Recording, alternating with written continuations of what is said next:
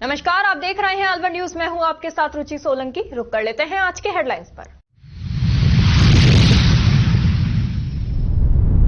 ढह नहीं जाए पानी की टंकी, टंकी की मियाद हुई पूरी।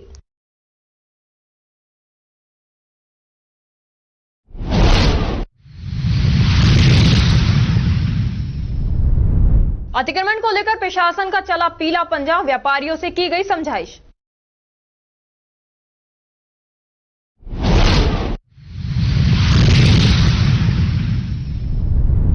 चक्की की दुकान में हुई लाखों की चोरी, दुकान मालिक का नौकर और पड़ोसी दुकानदार पर शक।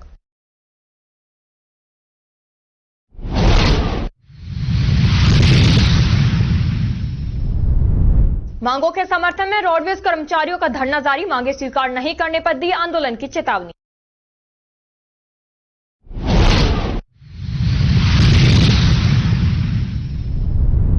खाटू श्याम जी की भव्य निशान यात्रा निकाली, भक्त श्याम का गुणगान करते हुए शामिल।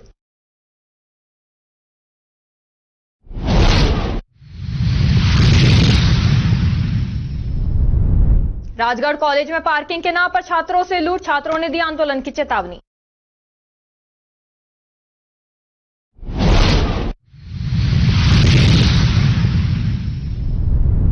जमीन विवाद को लेकर चले लठ, हुए एक पक्ष के लोग घायल।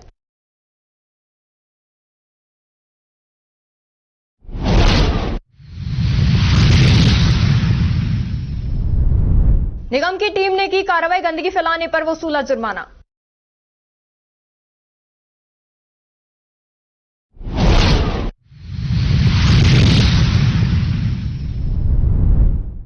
पार्क के पास अवैध तरीके से लगाए खोखे, क्षेत्र के लोगों ने जताया विरोध।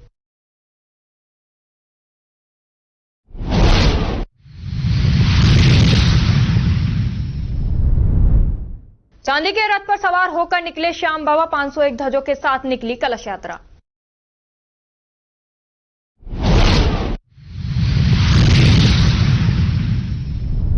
और अब खबरें विस्तार से। जलदाय विभाग के द्वारा बनाई गई पानी की टंकी कंडम हो चुकी है, टंकी की मियाद पूरी हो चुकी है। एक पानी की टंकी की मियाद 30 वर्ष की बताई जाती है, जबकि इस टंकी की स्थिति देखने के बाद लगता है इसके 40 साल पूरे हो गए। टंकी के सरिये गलना शुरू हो चुके हैं और सरिये बाहर लटकते हुए दिख रहे हैं। जगह जगह से टंकी लीकेज भी है। यदि टंकी ऐसी ही रही तो भविष्य में आसपास की कॉलोनी को काफी बड़ा नुकसान व जान माल की हानि भी हो सकती है। एनवी विस्तार योजना के पंप हाउस में पानी की टंकी काफी वर्ष पहले बनाई गई। पानी की टंकी वर्षों से जर्जर हालत में है और जब अलवर न्यूज की टीम ने जाकर देखा तो टंकी की हालत बिल्कुल जर्जर हो चुकी है, जो भविष्य में कभी भी गिर सकती है। टंकी की हालत देखने पर पता लगा टंकी के ऊपर हिस्से में लेटर में से सरिया लटकना चालू हो चुके हैं और टंकी भी लीकेज हो रही है, जिसमें से पानी काफी निकल रहा है। टंकी सफाई का ठेका 2023 भागचंद सैनी के पास बताया जा रहा है। 2023 में टंकी की सफाई की तारीख डाली गई है। सूचना के अनुसार कागजातों में ही सफाई दिखाकर मोटी रकम विभाग से ले ली गई, खाना पूर्ति कर दी गई। स्थानीय लोगों ने बताया कि 10 साल से हमने टंकी की सफाई होते हुए नहीं देखा है। जिस तरीके से लोहे की सीढ़ी गल रही है उस पर कोई आदमी सफाई के लिए कैसे चढ़ सकता है। जिस हिस्से पर लोहे की सीढ़ी रुकी हुई है वह हिस्सा लेटर का टूटा हुआ है। यदि कोई व्यक्ति उस पर चढ़ता है तो उसके गिरने से उसकी मौत निश्चित है। यदि जलदाय विभाग ने टंकी को लेकर संज्ञान नहीं लिया तो ऐसे में भविष्य में आसपास के क्षेत्र में भारी दुर्घटना भी हो सकती है।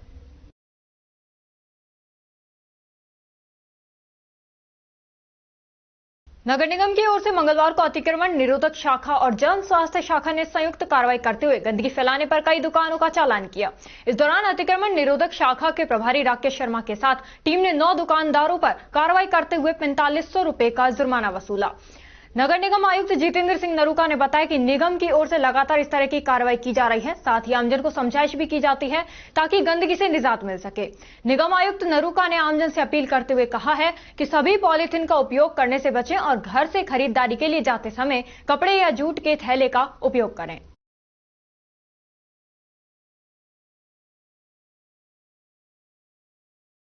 भिवाड़ी सनगिलो इंटरनेशनल स्कूल की ओर से विज्ञान प्रदर्शनी का आयोजन किया गया, जिसमें छात्रों ने अपनी प्रतिभा दिखाते हुए 100 से अधिक वर्किंग मॉडल तैयार किए, जिसमें सनगिलोयान, Tesla coil, human eyes, Jaipur Ajmer highway, energy efficient smart city, smart highway bridge, status scope आदि अनेकों प्रोजेक्ट बनाए। इसके अलावा प्रोजेक्टर पर भी छात्रों ने हार्ट अटैक, कैंसर जैसे गंभीर बीमारी से कैसे बचा जा सकता है उसके प्रथम उपचार से लोगों को अवगत कराया तथा टैक्स, पेरेंटिंग, चंद्रयान 3 आदि अनेकों टॉपिक पर अपने विचार प्रस्तुत किए।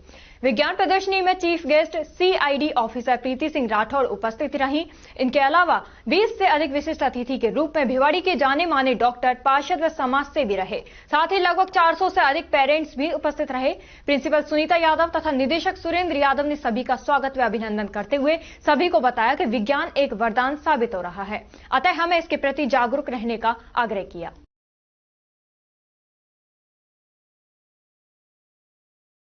बुधविहार C ब्लॉक पार्क की दीवार के साथ करीब 8 से 10 खोखे ठेले वालों के द्वारा अतिक्रमण कर लिया। साथ ही कुर्सियों पर असामाजिक तत्व आकर बैठे रहते हैं और अवांछित लोग रेकी व चोरी की वारदात करते हैं।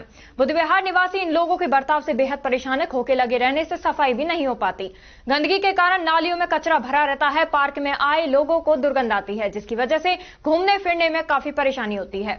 स्थानीय लोगों द्वारा जिला प्रशासन से अनुरोध किया और ये खोखे हटवाए जाने की मांग की, जिससे क्षेत्र में शांति व्यवस्था बनी रहे।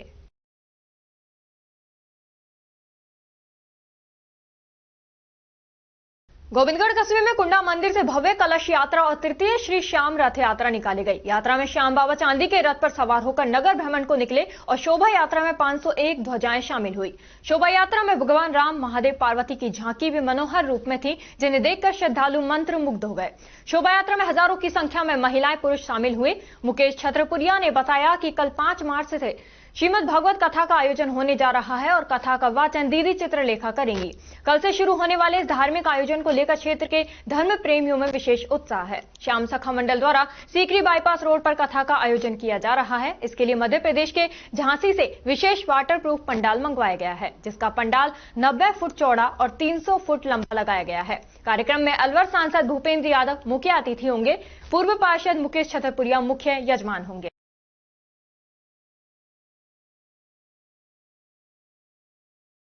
मुंडावर उपखंड स्थित इंद्रप्रस्थ महिला महाविद्यालय में नारी शक्ति वंदन अधिनियम और महिलाओं का आर्थिक एवं राजनीतिक उत्थान विषय पर NSS यूनिट और रेड रिबन क्लब के संयुक्त तत्वावधान में 1 दिवसीय संगोष्ठी का आयोजन किया गया। इस संगोष्ठी को संबोधित करते हुए कार्यक्रम प्रभारी शिक्षाविद अभिनव शर्मा ने कहा कि नारी शक्ति वंदन अधिनियम महिलाओं के आर्थिक, सामाजिक एवं राजनीतिक उत्थान में सहायक सिद्ध होगा।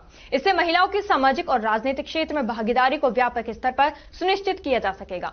निर्वाचित होने वाली महिला प्रतिनिधियों के द्वारा और अधिक सशक्त तरीके से महिलाओं के पक्ष को सदन में रखा जा सकेगा। शिक्षाविद एवं गांधीवादी विचारक डॉक्टर DR शर्मा ने कहा कि इतिहास इस बात का साक्षी रहा है कि जब जब महिलाओं को आगे बढ़ने के अवसर प्रदान किए गए हैं, महिलाओं ने अपनी योग्यता और क्षमता के बल पर समाज और राष्ट्र के नवनिर्माण में अपनी उल्लेखनीय भूमिका दर्ज की है। महिला आरक्षण विधेयक विगत कई वर्षों से लंबित चल रहा था। इसके लागू होने से जमीनी स्तर पर व्यापक सकारात्मक परिणाम देखने को मिलेंगे। संगोष्ठी में उत्कृष्ट कार्य करने वाली छात्राओं और स्वयं सेविकाओं को प्रतीक चिन्ह और प्रशस्ति पत्र देकर सम्मानित भी किया गया। संगोष्ठी में कॉलेज सचिव डॉक्टर प्रेमलता शर्मा, सीमा जहांगीर, एकता मेहरा, पूजा यादव और उगंता यादव सहित अनेक वक्ताओं के द्वारा अपने विचार रखे गए। महिला महाविद्यालय में महिला सशक्तिकरण विषय पर एक दिवसीय सेमिनार का आयोजन किया गया। इस सेमिनार में प्रतिभावान छात्रों को प्रतीक चिन्ह और प्रमाण पत्र देकर सम्मानित किया गया। इस अवसर पर इस बात को स्पष्ट किया गया कि महिलाएं पढ़ेंगी तभी तो आगे बढ़ेंगी, महिलाएं पढ़ेंगी तो हमारा समाज आगे बढ़ेगा। और छात्राओं को जागरूक रहने के लिए और मजबूत रहने के लिए प्रेरित किया गया। और अब खबरों में वक्त हो चला है एक छोटे से ब्रेक का। ब्रेक के बाद जल्द लौटेंगे, तब तक आप बने रहिए अलवर न्यूज के साथ। तेज दिमाग, पैनी नजर और निर्णय लेने की क्षमता आपको बनाती है देश का स्वर्णिम भविष्य। नरेंद्र तिवारी IAS एकेडमी, जो कि है सभी प्रतियोगी परीक्षाओं के लिए सर्वश्रेष्ठ संस्था, जहां का उन्नत माहौल और सही मार्गदर्शन आपको RAS, IAS, शिक्षक, REET, SSC, railway, Delhi police, Rajasthan police, SI, patwari, STC और B.Ed जैसी प्रतियोगी परीक्षाओं में सफलता का रास्ता दिखाएगा। अलवर की सर्वश्रेष्ठ प्रतियोगी संस्था Narendra Tiwari IAS academy, railway station के पास, लिटिल बर्ड स्कूल के पीछे, नेहरू नगर, अलवर।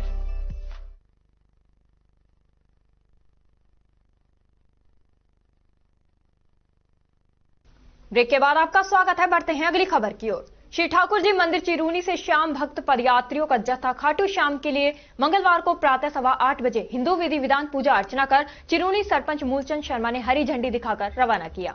पदयात्रा मुख्य गांव रास्ते होते हुए बस स्टैंड होकर निकली। श्याम बाबा के जयकारों के साथ चिरूनी गांव गुंजायमान रहा। पदयात्रा में सोनू खेमचंद शर्मा, मुकेश मीणा, महेश दिल्ली पुलिस, सुवालाल मीणा, कैलाश मीणा, रामजीलाल जाट, रमेश जाट, कमेल मीणा, छाजूराम मीणा, घनश्याम बिरला, नरेंद्र जाट, मनोज शर्मा, विक्रम जाट, रिंकू मीणा, बालकिशन जोशी, थावर जाट सहित अनेक ग्रामीण मौजूद रहे। ग्रामीणों के अनुसार श्री श्याम दीवानी मित्र मंडल की ये 10वीं खाटू श्याम के लिए पदयात्रा है।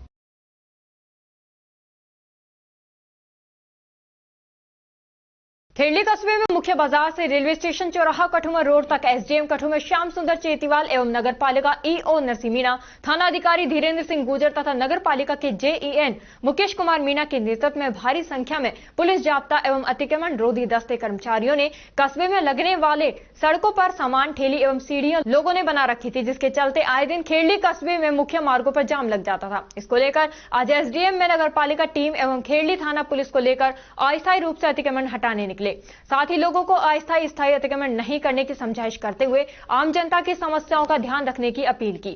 साथ ही एसडीएम ने कहा कि अगर अतिक्रमण किया जाएगा तो उनके खिलाफ कठोर कानूनी कार्रवाई की जाएगी। इस दौरान लोगों ने सरकारी सड़कों पर सीढ़ियां बना रखी थी तथा बैंकों एवं सरकारी सड़क पर पत्थरों की टाल वालों ने पट्टियां रखी थी। उन्हें 2 दिन में हटाने का अल्टीमेटम दिया। इस कार्रवाई में काफी अतिक्रमण करने वालों का सामान भी नगर पालिका द्वारा जब्त किया गया। आपके नेतृत्व में खेड़ी कस्बे को अतिक्रमण अस्थायी अतिक्रमणों को लेकर कार्रवाई की जा रही है। इस संबंध में आगामी कब तक ये कार्यक्रम चलेगा? डीओ खेड़ली और एसएचओ खेड़ली के द्वारा ये बताया गया था कि नगर में जो है ट्रैफिक और अतिक्रमण की व्यवस्थाएं थोड़ी सी लचर हो गई है, उसको देखते हुए अभियान चलाया गया है। और ये एक नगर पालिका द्वारा चलाई जाने वाली नियमित गतिविधि है, इसमें कंटिन्यू जारी रहेगी। लोगों से अतिक्रमण जो सड़कों पे करके रास्ता अवरुद्ध करते हैं, इससे कि उपखंड अधिकारी के तौर पर आपकी क्या अपील रहेगी? मैं खेड़ली और उपखंड कठूमर के सभी नागरिकों से ये निवेदन करना चाहूँगा कि जो भी सरकारी रास्ते हैं या सरकारी भूमियाँ किसी भी तरीके की हैं, उनसे किसी भी तरह का कच्चा या पक्का निर्माण नहीं करें। ये आप ही की सुविधा के लिए बनाए गए हैं। आप ही को इससे असुविधा होती है, आमजन को असुविधा होती है, इनके खिलाफ हम सख्त कार्रवाई भी करें। राजस्थान सरकार का रास्ता खोलो अभियान चल रहा था और यहाँ भी काफ़ी ग्रामीण क्षेत्रों में ऐसी शिकायतें देखने को मिल रही है, उसको लेकर आप क्या चाहते हैं? रास्ता खोलो अभियान में तहसीलदार कठूमर द्वारा एक अच्छा काम किया गया है। अगर जो 33 रास्ते थे उनको हमने पूर्व में प्राप्त जो शिकायतें थी उनको निस्तारित कर दिया है और अगर भविष्य में ऐसी शिकायतें प्राप्त होंगी तो उस पर भी नियमानुसार कार्रवाई। रिटायर्ड कर्मचारियों के बकाया परिलाभ व कार्यरत कर्मचारियों की विभिन्न समस्याओं को लेकर Rajasthan roadways RSRTC retired employees association व Rajasthan state roadways employees union AITUC की ओर से केंद्रीय बस स्टैंड पर दिया जा रहा धरना मंगलवार को दूसरे दिन भी जारी रहा। इस मौके पर धरना दे रहे कर्मचारियों ने राज्य सरकार व निगम प्रशासन के खिलाफ नारेबाजी कर विरोध प्रदर्शन किया। रिटायर्ड एसोसिएशन प्रदेश सचिव कालीचरण जोशी ने बताया कि राज्य सरकार व निगम प्रशासन पिछले 25 माह के बाद भी रिटायर्ड कर्मचारियों के बकाया परिलाभ रिटायर्ड होने के बावजूद नहीं दिए जा रहे हैं और सेवारत कर्मचारियों की भी विभिन्न मांगे हैं।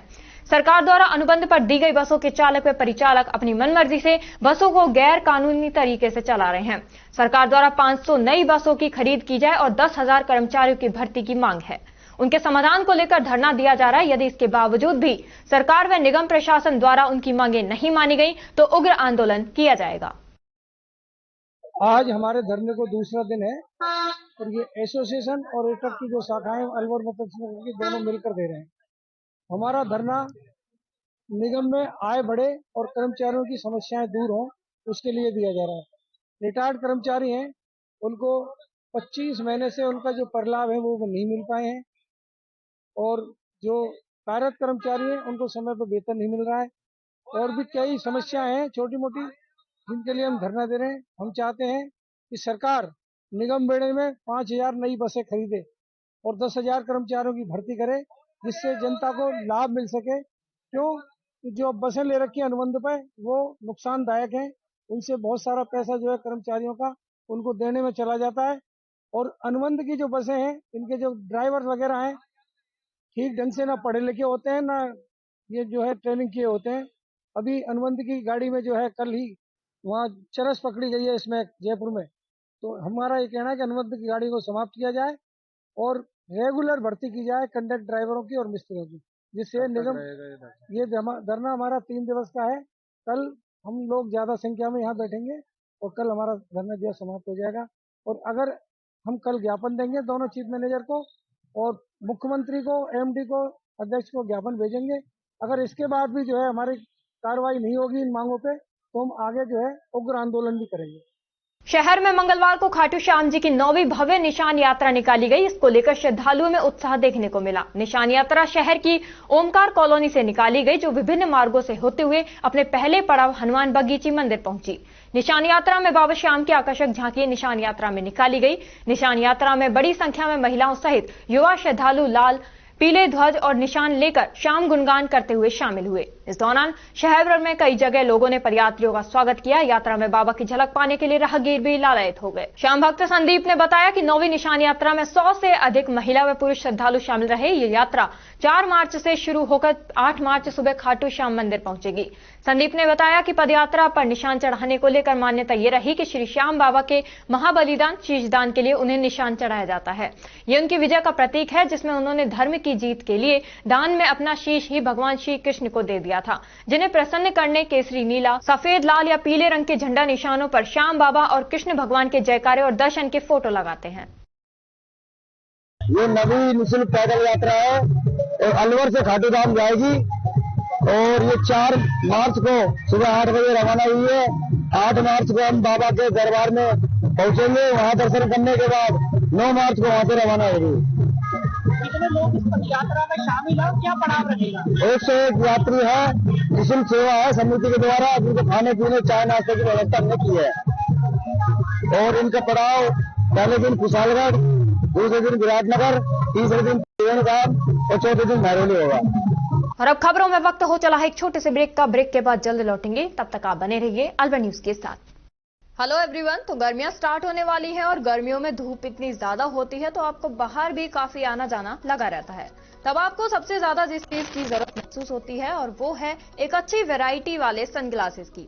अब आप सोचेंगे कि अच्छी वैरायटी वाले सनग्लासेस लेने हैं तो किसी अच्छे स्टोर पर ही विजिट करना होगा, बट वो है कहाँ मालूम नहीं।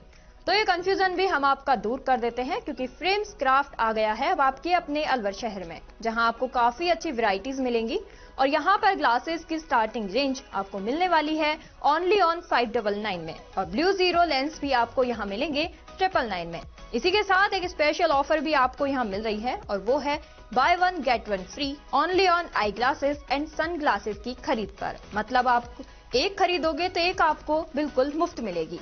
और एक और इम्पोर्टेंट बात ना, यहाँ पर फ्री आई टेस्ट आपको देने वाला है framescraft.com। तो अपनी विजन को टेस्ट कराना है तो यहाँ पहुंच सकते हैं।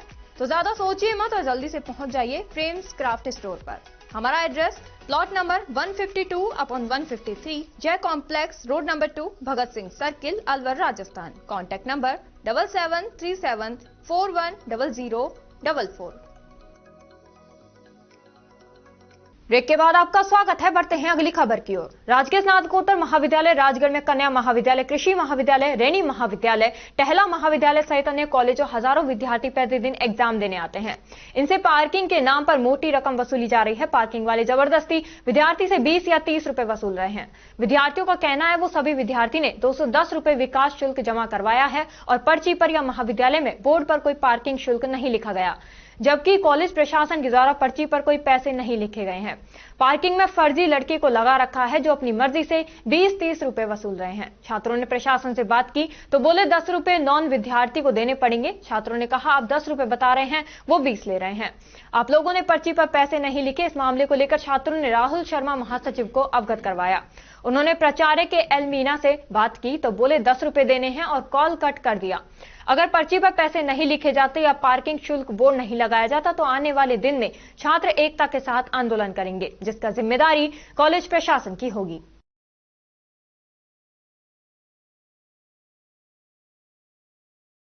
मैं राहुल शर्मा राजकीय महाविद्यालय राजगढ़ छात्र संघ महासचिव।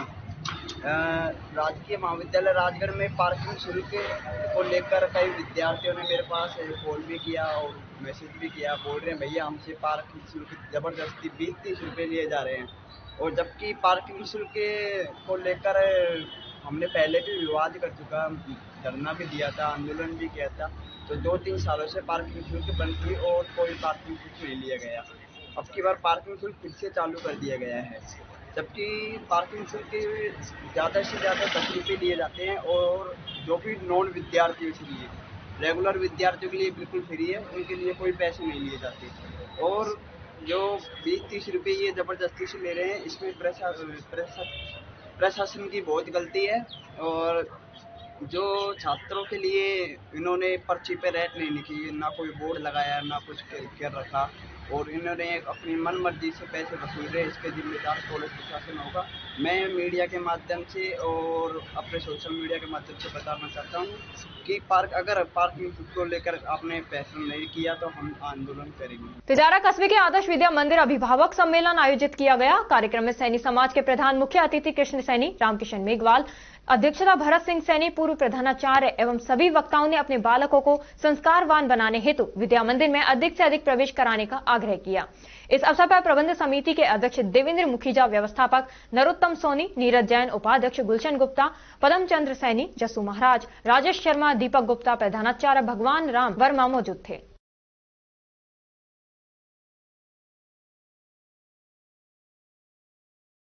गोठड़ा थानाधिकारी हरदयाल सिंह द्वारा खेतड़ी थानाधिकारी रहते हुए हत्या, डकैती, लूट के मामले में त्वरित कार्रवाई करते हुए आरोपियों को गिरफ्तार करने पर डीजीपी डिस्क से सम्मानित किया गया है। थानाधिकारी हरदयाल सिंह को सोमवार को अजमेर में आयोजित सम्मान समारोह में आईजी रेंज अजमेर ओम प्रकाश द्वारा डीजीपी डिस्क एवं प्रशंसा पत्र देकर सम्मानित किया गया।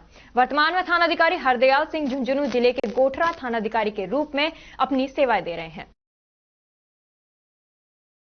विश्व वन्यजीव दिवस के उपलक्ष्य में कल डॉक्टर संजय कुमार, उप निदेशक शुगर फार्म अलवर व WRRC टीम द्वारा मिशन प्यास के तहत जीव जंतुओं के लिए पानी की व्यवस्था हेतु परिंदे लगाए गए। ये परिंदे पशुपालक प्रशिक्षण केंद्र शुगर फार्म अलवर के प्रांगण में लगाए गए। इस प्रांगण में अनेकों वृक्ष हैं जिन्हें विभाग द्वारा व WRRC टीम द्वारा मिशन सांस के तहत पिछले कई वर्षों से अनेकों दिवसों पर लगाए गए थे। वे सभी आज एक छोटे से जंगल का रूप ले चुके हैं। यहाँ पर अनेकों पक्षी जो अमूमन शहरों में देखने को नहीं मिलते, वे भी यहाँ प्राकृतिक रूप से विचरण करते देखे जा सकते हैं। आने वाली गर्मियों में देखते हुए आज से मिशन प्यास को हर वर्ष की भांति पुनः शुरू किया गया है, ताकि जीवों को तेज गर्मी से निजात मिल सके और समाज में एक सकारात्मक संदेश जा सके, जिसके चलते अन्य लोग व संस्थाएं इस ओर ध्यान देकर अधिक से अधिक परिंदे लगाकर जीव सेवा कर सकें।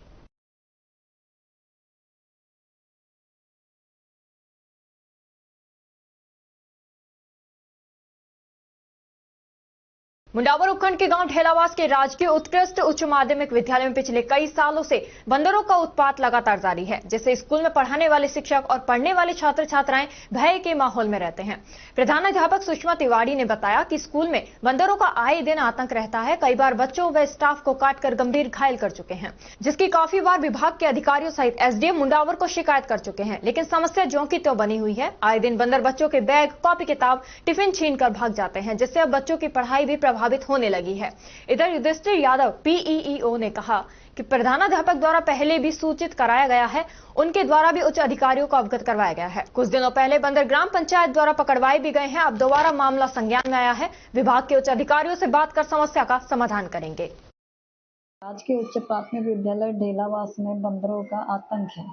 आए दिन बंदर बच्चों पर हमला कर देते हैं, स्टाफ पर हमला करते रहते हैं, जिसकी शिकायत हमने उच्च अधिकारियों को काफी बार कर दी है, जिसका अभी तक पूर्ण रूप से समाधान नहीं हुआ है, जिससे बच्चों में आए दिन भय बना रहता है और बंदरों का आतंक बना हुआ है। हरसौली कस्बे के मुख्य बस स्टैंड पर दुकानों के सामने खड़े वाहनों व सड़क किनारे दुकानदारों द्वारा किए जा रहे अतिक्रमण के चलते मुख्य बस स्टैंड पर आए दिन जाम के हालात बने रहते हैं, जिसके चलते राहगीरों को आवागमन करने में काफी परेशानियों का सामना करना पड़ता है। मुख्य बस स्टैंड पर अवैध वाहन चालकों द्वारा सड़क के किनारे आड़ा तिरछा अपने वाहन सड़क किनारे खड़ा करने व दुकानदारों द्वारा सड़क किनारे दुकान का सामान रखने से आए दिन जाम के हालात बने रहते हैं, लेकिन जिम्मेदार अधिकारी समस्या की तरफ कोई ध्यान नहीं दे रहे। यदा कदा पुलिस प्रशासन की ओर से अतिक्रमण करने वाले लोगों से समझाइश की जाती है, मगर पुलिस प्रशासन के जाते ही थोड़ी देर बाद हालात जस के तस बन जाते हैं, जिसके चलते लोगों को काफी परेशानियों का सामना करना पड़ता है। वहीं ग्रामीणों ने प्रशासन से सड़क किनारे हो रहे अतिक्रमण को हटाए जाने की मांग की है।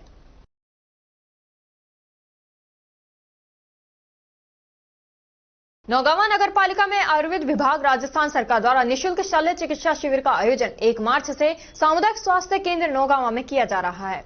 शिविर प्रभारी डॉक्टर यादराम गुजर ने बताया कि शिविर में 3 दिनों से 211 मरीजों का रजिस्ट्रेशन किया गया, जिनमें से 18 अर्श मरीजों, 3 फिशर मरीजों एवं 1 फिस्टुला मरीज सहित कुल 22 मरीजों का ऑपरेशन 4 सूत्र विधि से किया गया। इस शिविर में मरीजों की भोजन, दवा तथा आवास सहित सभी सुविधाएं निःशुल्क हैं।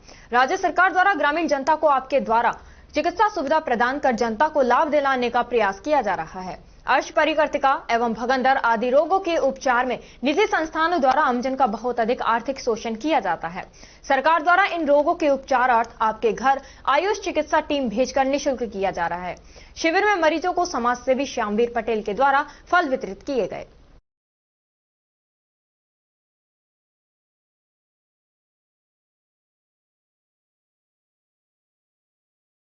और अब खबरों में वक्त हो चला है एक छोटे से ब्रेक का। ब्रेक के बाद जल्द लौटेंगे, तब तक आप बने रहिए अलवर न्यूज के साथ।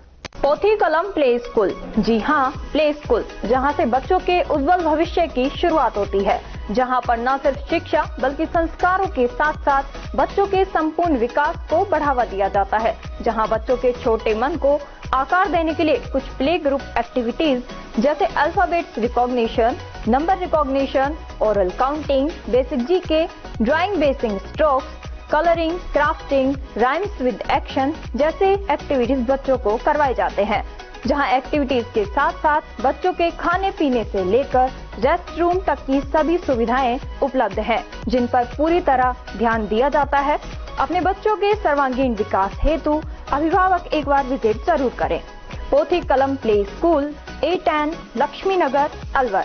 Contact number 8690512287। ब्रेक के बाद आपका स्वागत है। बढ़ते हैं अगली खबर की ओर। श्री श्री 108 बाबा लालदास युवा मंडल नौगांवा की बैठक का आयोजन बाबा लालदास मंदिर में किया गया। बैठक में गत वर्ष की आय व्यय का ब्यौरा प्रस्तुत किया गया, साथ ही उपस्थित सदस्यों के द्वारा नवीन कार्यकारिणी का गठन भी किया गया। इसमें जतिन सैनी अध्यक्ष, मोहन खंडेलवाल उपाध्यक्ष, मन्नू शर्मा कोषाध्यक्ष, मनीष जैन उप कोषाध्यक्ष, ललित महिला सचिव सुरेंद्र जैन, तरुण शर्मा को व्यवस्थापक चुना गया। सभी नवनिर्वाचित पदाधिकारियों का माल्यार्पण कर स्वागत किया गया। नवनिर्वाचित अध्यक्ष जतिन सैनी ने बताया कि होली के पावन पर्व पर बाबा लालदास महाराज की विशाल झांकी एवं शोभा यात्रा निकाली जाएगी। शोभा यात्रा डीजे एवं बैंडबाजों के साथ नौगांवा स्थित बाबा लालदास मंदिर से प्रारंभ कर कस्बे के मुख्य बाजारों से होती हुई शेरपुर स्थित बाबा के धाम पहुंचेगी। बैठक के दौरान विकास सैनी, सौरभ जांगिड़, अमित पटेल, इंद्रलाल, लखन सैनी व गिरीश जैन उपस्थित रहे।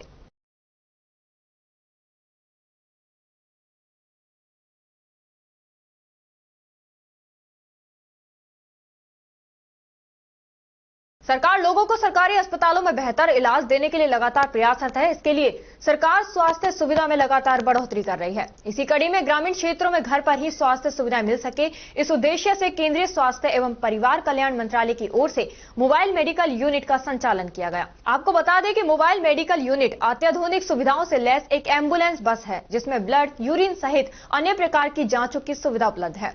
बाहरी क्षेत्र में रहने वाले जरूरतमंद लोगों को इलाज और जांच के लिए स्वास्थ्य केंद्रों के अस्पताल के चक्कर काटने पड़े, इसी कारण मोबाइल मेडिकल यूनिट का संचालन किया गया। MMU एक चलता फिरता अस्पताल है, जिसमें डॉक्टर, ANM कार्यकर्ता, पायलट और लैब असिस्टेंट सुदूर इलाकों में जाकर इलाज करते हैं और इन क्षेत्रों के जरूरतमंद लोगों को निदान, जांच रिपोर्ट और मुफ्त दवाएं भी प्रदान की जाती हैं। सरकार तो लोगों तक स्वास्थ्य सुविधाएं पहुंचाना चाहती है, लेकिन अधिकारियों की अनदेखी और लापरवाही से स्वास्थ्य सुविधाएं जन जन तक नहीं पहुंच पा रही। नौगांवा स्वास्थ्य सामुदायिक केंद्र को अगस्त 2022 में मोबाइल मेडिकल यूनिट प्रदान की गई थी, लेकिन लगभग 30 माह बीत जाने के बाद भी यूनिट का संचालन नहीं किया गया, जिसके कारण 50 लाख की लागत की खड़े खड़े कबाड़ हो रही है। मुख्य चिकित्सा अधिकारी अलवर योगेंद्र शर्मा का कहना है कि MMU एक संस्थान के द्वारा दी गई थी, इसके संचालन के लिए राज्य सरकार को पत्र लिखा गया है। MMU के संचालन के लिए मेडिकल ऑफिसर, नर्सिंग ऑफिसर सहित अन्य स्टाफ की आवश्यकता है। राजस्थान से स्टाफ मिलने के बाद ही इसका संचालन हो पाएगा। CMHO का कहना है कि अभी इसके संचालन में करीब 6 से 7 माह और लग सकते हैं। आपके द्वारा ये प्रकरण शायद पहले भी ध्यान में आया है, जो MMU दी गई थी वो बेसिकली जो संस्थान है उसके द्वारा दी गई थी और राज्य सरकार के द्वारा ये पत्र हमारे द्वारा भेजा जा चुका है कि भाई इसके लिए जो ड्राइवर हैं POL आदि की उपलब्धता सुनिश्चित कराई है, उसके बाद ही इसका संचालन पॉसिबल है। दूसरी चीज़ ये है कि इसके लिए यह भी संभावना है कि इसमें जो डॉक्टर्स हैं उसकी हमारे पास काफ़ी कमी है, तो MMU में जो संचालित स्टाफ है उसके लिए मेडिकल ऑफिसर है, नर्सिंग ऑफिसर है, इन सब चीज़ों की आवश्यकता होती है। तो राज्य सरकार को जो पत्र भेजा गया है उस पर अगर हमारे पास स्टाफ मिलता है तो हम उसको चला पाएंगे। कितना समय और लग सकता है इसके संचालन में? सर देखिए, स्वीकृति तो वहीं से ही मिलनी है, 6 से 8 महीने का जो समय लगेगा उसकी मुझे ऐसा लगता है कि उसमें ये कार्य हो पाएगा। नहीं तो इसको हम अनियंत्र कहीं चलाने के लिए या कैंप व्यवस्था करने के लिए कि जैसे कहीं किसी ग्रामीण दूरस्थ क्षेत्र में कैंप लगे तो उसमें ये व्यवस्था जो है, जो बड़ी CSC है जैसे कि रामगढ़ जिला चिकित्सालय बन गया है, वहाँ से ये हम सुविधा स्टार्ट करवा सकते हैं। किसानों को खेती की नई तकनीक सिखाने के लिए मुख्यमंत्री की बजट घोषणा वर्ष 2024-25 में राजस्थान कृषि कौशल एवं क्षमता संवर्धन घोषणा के तहत आत्मा योजना अंतर्गत जिले के 40 प्रगतिशील किसानों के दल को पंडित दीनदयाल उपाध्याय पशु चिकित्सा विज्ञान विश्वविद्यालय एवं गौ अनुसंधान संस्थान मथुरा में 7 दिवसीय अंतर्राज्यीय कृषक प्रशिक्षण के लिए सोमवार को PC मीना संयुक्त निदेशक कृषि व उप निदेशक आत्मा डॉक्टर संदीप कुमार शर्मा ने हरी झंडी दिखाकर रवाना किया।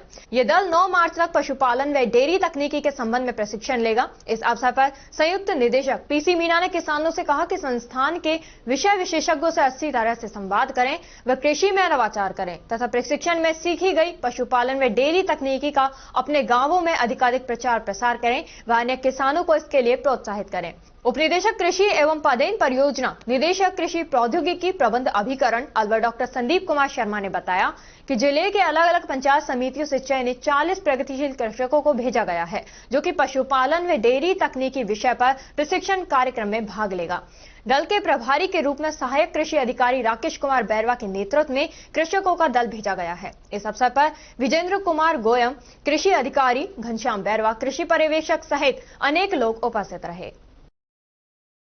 की बजट घोषणा के तहत वर्ष 24-25 में राजस्थान कृषक कौशल एवं क्षमता संवर्धन घोषणा संख्या 124 के अंतर्गत किसानों को अंतर्राज्यीय प्रशिक्षण हेतु भिजवाया जाना है, जिसमें अलवर जिले से 80 किसानों को भिजवाने का लक्ष्य हमको मिला है। और उसी के परिप्रेक्ष्य में 27 तारीख को एक दल दिल्ली NIHRDF में प्रशिक्षण हेतु भिजवाया जा चुका है तथा दूसरा दल आज दिनांक 3 मार्च 2025 को पंडित दीनदयाल उपाध्याय पशु चिकित्सा विज्ञान विश्वविद्यालय एवं गौ अनुसंधान संस्थान मथुरा उत्तर प्रदेश में प्रशिक्षण बाबत आज इनको रवाना किया गया है। और इसमें सभी किसान भाई हैं जो हमारे के प्रशिक्षण लेंगे तथा डेयरी और पशुपालन से संबंधित जो उन्नत जानकारी है, तकनीकी जानकारी है, वो हासिल करेंगे। तो निश्चित रूप से किसानों को सीखने की दिशा में ये जो अंतर्राज्यीय कृषक प्रशिक्षण है बहुत कारगर साबित होगा। और हमारा सभी किसान भाइयों से अनुरोध रहेगा कि वहाँ पे संस्थान में रहकर अच्छी तरह से इसका प्रशिक्षण लें और जो जानकारी वहाँ से सीख के आए उसको अपने डेयरी और पशुपालन में उसको लागू करें, जिससे कि अच्छा पशुपालन से अच्छा जो उत्पादन है या डेयरी से जो अच्छा उत्पादन है वो ले सकें। किशनगढ़वास वृत्ताधिकारी राजेंद्र सिंह निर्माण को अतिरिक्त पुलिस अधीक्षक बनने पर व्यापारियों ने व्यापार महासंघ अध्यक्ष परमानंद लखियानी के नेतृत्व में गुलदस्ता भेंट कर बधाई दी। राजेंद्र सिंह ने कार्यकाल में क्राइम में कमी तथा उनकी मिलनसारिता शैली की भूरी भूरी प्रशंसा की। परमानंद लखियानी ने कहा कि सीओ राजेंद्र सिंह क्षेत्र में एक ईमानदार छवि के अधिकारी हैं। उनके कार्यालय में क्षेत्र के समस्त लोग खुशहाल रहे। उन्हें गुलदस्ता भेंट कर बधाइयां दी गई। इस मौके पर परमानंद लखियानी के साथ लघु उद्योग संघ अध्यक्ष हरमेश खुराना, पूर्व सरपंच जनेश भूटानी, प्रभुदयाल चंदनानी, मदनलाल अग्रवाल, अनिल खुराना, राजा वलेचा, रमेश अग्रवाल, मनीष ढींगड़ा, विनायक गोयल आदि थे।